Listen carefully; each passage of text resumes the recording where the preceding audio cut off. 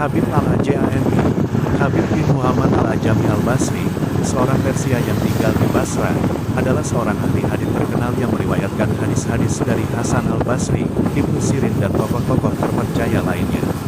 Pertobatannya dari kehidupan yang ugal-ugalan dan berfoya-foya adalah karena dalil-dalil yang dikemukakan oleh Hasan dengan sedemikian fasihnya. Habib al-Ajami sering mengikuti pengajian-pengajian yang disampaikan oleh Hasan sehingga akhirnya ia menjadi salah seorang sahabat beliau yang paling akrab. Kisah Habib si orang Parsi. Awalnya Habib adalah seorang yang kaya raya dan suka membanggakan uang. Ia menetap di kota Basra, dan setiap hari berkeliling kota untuk menagih hutang-hutang.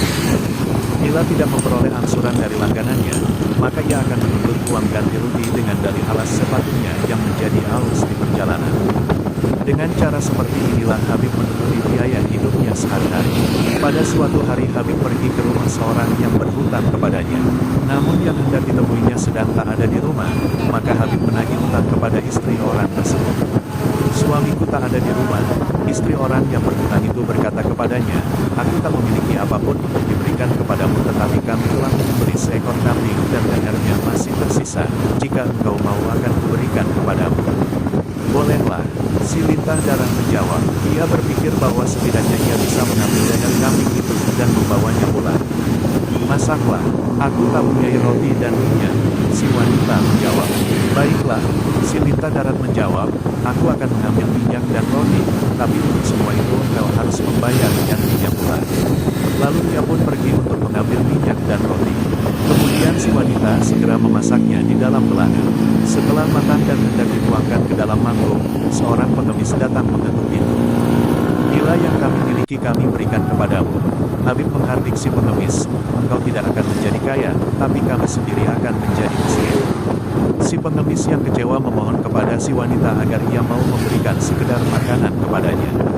Si wanita segera membuka tutup belanga, ternyata semua isinya telah berubah menjadi darah hitam. Melihat ini, wajahnya menjadi kusar pasi. Segera ia memanggil Habib dan menarik lengannya untuk memperlihatkan isi belanga itu kepadanya. "Lihatlah apa yang telah menimpa diri kita karena ribamu yang terkutuk dan dampatanmu," kepada si pengemis. Si wanita menangis. "Apa yang akan terjadi pada diri kita di atas dunia ini? Apa pula di akhirat nanti?" Melihat kejadian ini, dada Habib terbakar oleh api penyesalan. Penyesalan yang tidak akan pernah padam seumur hidupnya. "Wahai wanita, aku menyesali segala perbuatan yang telah kulakukan." Keesokan harinya Habib berangkat untuk menemui orang-orang yang berhutang kepadanya. Kebetulan sekali hari itu adalah hari Jumat dan anak-anak bermain di jalanan. Ketika melihat Habib, mereka berteriak-teriak, "Lihat, Habib lintah darat sedang menuju ke sini. Ayo kita lari, kalau tidak niscaya debu-debu tubuhnya akan menempel di tubuh kita dan kita akan berkutub pula seperti dia." Kata-kata itu sangat melukai hati Habib. Kemudian ia pergi ke gedung pertemuan dan di sana terdengarlah olehnya ucapan-ucapan itu bagaikan menusuk-nusuk jantungnya sehingga akhirnya ia jatuh terkulai. Habib bertobat kepada Allah dari segala perbuatan yang telah dilakukannya. Setelah menyadari apa sebenarnya yang terjadi, Hasan al-Basri datang memapahnya dan menghibur hatinya. Ketika Habib meninggalkan tempat pertemuan itu, seseorang yang berhutang kepadanya melihatnya dan mencoba untuk menghindari dirinya. "Jangan lari," Habib berkata, "di waktu yang sudah-sudah engkaulah yang menghindari diriku, tetapi sejak saat ini akulah yang harus menghindari dirimu." Habib meneruskan perjalanannya, anak-anak masih juga bermain-main di jalan.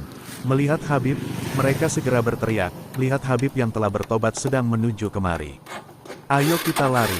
Jika tidak, niscaya debu-debu di tubuh kita akan menempel di tubuhnya sedangkan kita adalah orang-orang yang telah berdosa kepada Allah." "Ya Allah, ya Tuhanku," seru Habib, "baru saja aku membuat perdamaian denganmu, dan engkau telah menabuh genderang-genderang di dalam hati manusia untuk diriku dan telah mengumandangkan namaku di dalam keharuman." Kemudian Habib membuat sebuah pengumuman yang berbunyi, "Kepada siapa saja yang menginginkan harta benda milik Habib, datang dan ambillah." Orang-orang datang berbondong-bondong. Habib memberikan semua harta kekayaannya kepada mereka dan akhirnya ia tak memiliki sesuatu pun juga. Namun masih ada seseorang yang tetap untuk meminta. Kepada orang ini Habib memberikan cadar istrinya sendiri. Kemudian datang pula seorang lagi dan kepadanya Habib memberikan pakaian yang sedang dikenakannya, sehingga tubuhnya terbuka. Ia lalu pergi menyepi ke sebuah pertapaan di pinggir sungai Efrat dan di sana ia membaktikan diri untuk beribadah kepada Allah. Siang malam ia belajar di bawah bimbingan Hasan, namun betapapun juga ia tetap tidak bisa menghafal Al-Quran, dan karena itulah ia dijuluki Ajami, si orang barbar. Waktu berlalu, Habib sudah benar-benar dalam keadaan fakir, tetapi istrinya masih tetap menuntut biaya rumah tangga kepadanya. Maka pergilah Habib meninggalkan rumahnya menuju tempat pertapaan untuk melakukan kebaktiannya kepada Allah, dan apabila malam tiba barulah ia pulang. Di mana sebenarnya engkau bekerja sehingga tak ada sesuatu pun yang engkau bawa pulang? Istrinya mendesak. Aku bekerja pada seseorang yang sangat pemurah, jawab Habib. Sedemikian pemurahnya ia sehingga aku malu meminta sesuatu kepadanya. Apabila saatnya nanti pasti ia akan memberi, karena seperti apa katanya sendiri, 10 hari sekali aku akan membayar upahmu. Demikianlah setiap hari Habib pergi ke pertapaannya untuk beribadah kepada Allah. Pada waktu salat zuhur di hari yang ke-10, sebuah pikiran mengusik batinnya. Apakah yang akan kubawa pulang malam nanti? Apakah yang harus kukatakan kepada istriku? Lama ia termenung di dalam perenungannya itu. Tanpa sepengetahuannya Allah yang Maha Besar telah mengutus pesuruh-pesuruhnya ke rumah Habib. Yang seorang membawakan gandum sepemikul keledai, yang lain membawa seekor domba yang telah dikuliti, dan yang terakhir membawa minyak madu, rempah-rempah, dan bumbu. Semua itu mereka pikul disertai seorang pemuda gagah yang membawa sebuah kantong berisi 300 dirham perak. Sesampainya di rumah Habib, si pemuda mengetuk pintu. Apakah maksud kalian datang kemari? Tanya istri Habib setelah membukakan pintu. Majikan kami telah menyuruh kami untuk mengantarkan barang-barang ini. Pemuda gagah itu menjawab, sampaikanlah kepada Habib, bila engkau melipat gandakan jerih payahmu maka kami akan melipat gandakan upahmu. Setelah berkata demikian mereka pergi. Setelah matahari terbenam Habib berjalan pulang, ia merasa malu dan sedih. Ketika hampir sampai ke rumah, terciumlah olehnya bau roti dan masakan-masakan. Dengan berlari istrinya datang menyambut, menghapus keringat di wajahnya dan bersikap lembut kepadanya, sesuatu yang tak pernah dilakukannya di waktu yang sudah-sudah. Wahai suamiku, si istri berkata, majikanmu adalah seorang yang sangat baik dan mengasihi. Lihatlah segala sesuatu yang telah dikirimkannya kemari melalui seorang pemuda yang gagah dan tampan.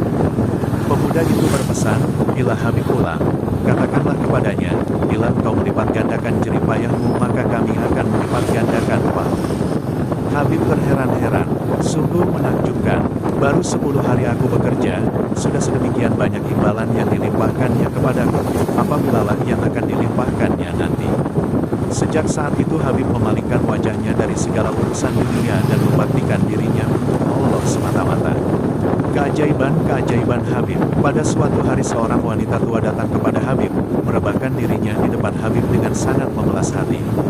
Aku memiliki seorang putra yang telah lama pergi meninggalkanku. Aku tidak sanggup lebih lama lagi terpisah dengannya. Berdoalah kepada Allah, mohonnya kepada Habib. Semoga berkat doamu, Allah mengembalikan putraku itu kepadaku. Apakah engkau mempunyai uang? Tanya Habib kepada wanita tua itu. Aku punya 2 dirham, jawabnya. Berikanlah uang tersebut kepada orang-orang miskin. Kemudian Habib membaca sebuah doa lalu ia berkata kepada wanita itu, pulanglah, putramu telah kembali.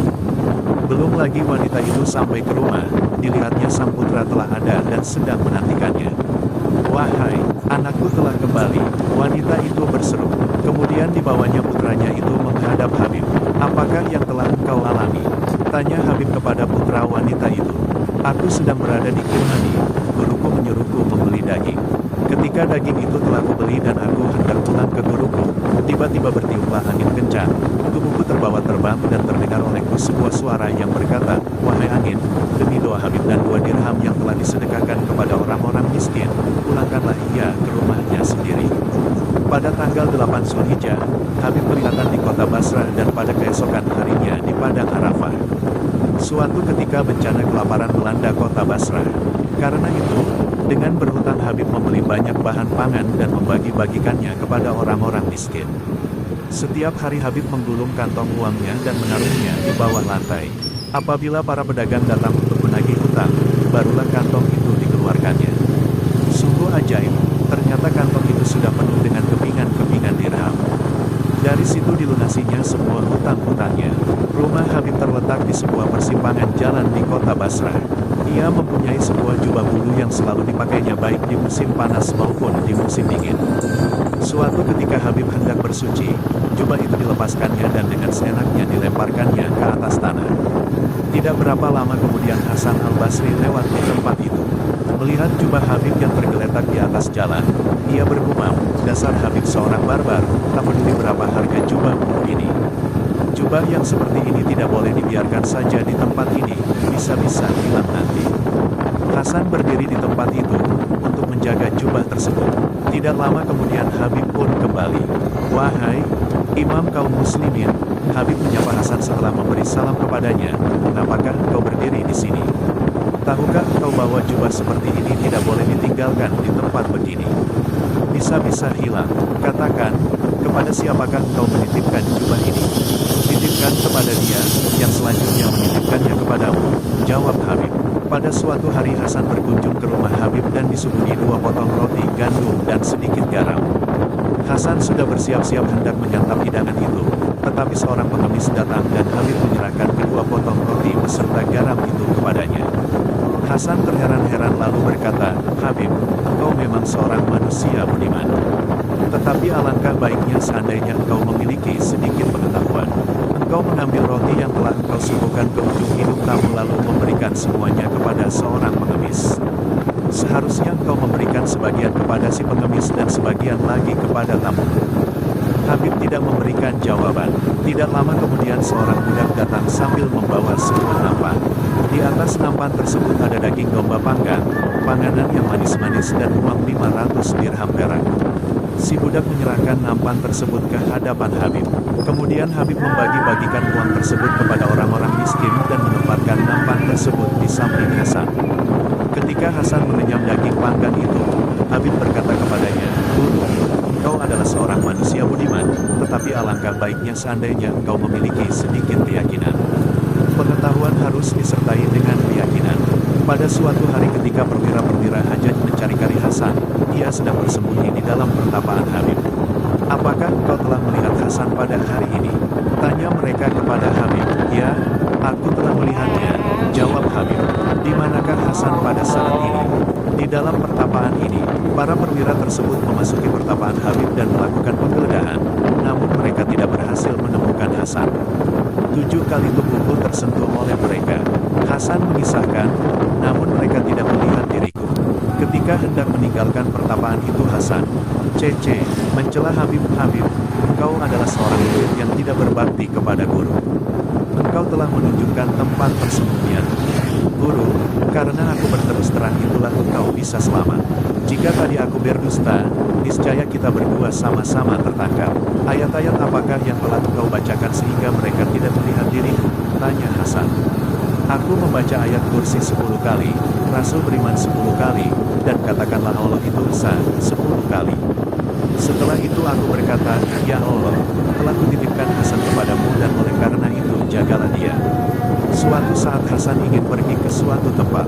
Ia lalu menyusuri tebing-tebing sungai Tigris sambil merenung-renung. Tiba-tiba Habib muncul di tempat itu. "Imam, mengapa engkau berada di sisi?" Habib bertanya. "Aku ingin pergi ke suatu tempat namun perahu belum juga datang," jawab Hasan. "Guru, apakah yang telah terjadi pada dirimu? Aku telah mempelajari segala hal yang kuketahui dari dirimu. Buanglah rasa iri kepada orang-orang lain dari dalam dadamu. Tutuplah matamu dari kesenangan-kesenangan dunia.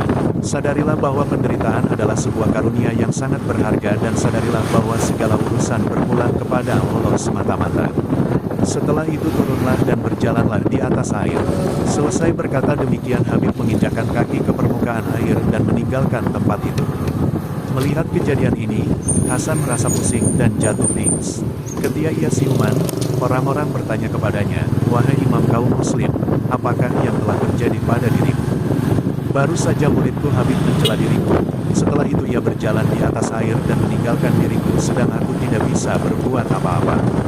Jika di akhirat nanti sebuah suara menyerukan, lewatilah jalan yang berada di atas api yang menyala-nyala, sedang hatiku masih lemah seperti sekarang ini, apakah dayaku?" Di kemudian hari Hasan bertanya kepada Habib, "Habib, bagaimana engkau mendapatkan kesaktian-kesaktian itu?" Habib menjawab, "Dengan memutihkan hatiku sementara engkau menghitamkan kertas. Hasan berkata, pengetahuanku tidak memberi manfaat kepada diriku sendiri, tetapi kepada orang lain.